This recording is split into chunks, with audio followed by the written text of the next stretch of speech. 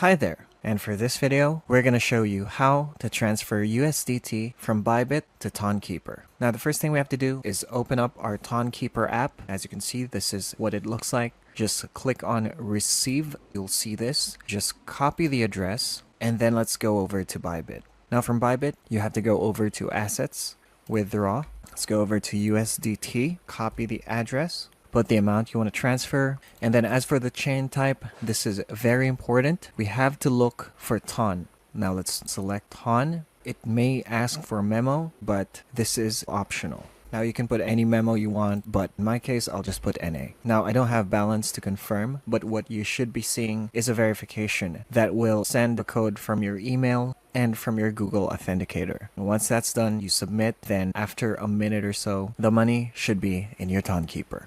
Now, I hope this video was helpful. If it was, maybe leave a like, subscribe, or ring the notification bell so you don't miss any of our new tips. Thank you for watching, and see you again next time.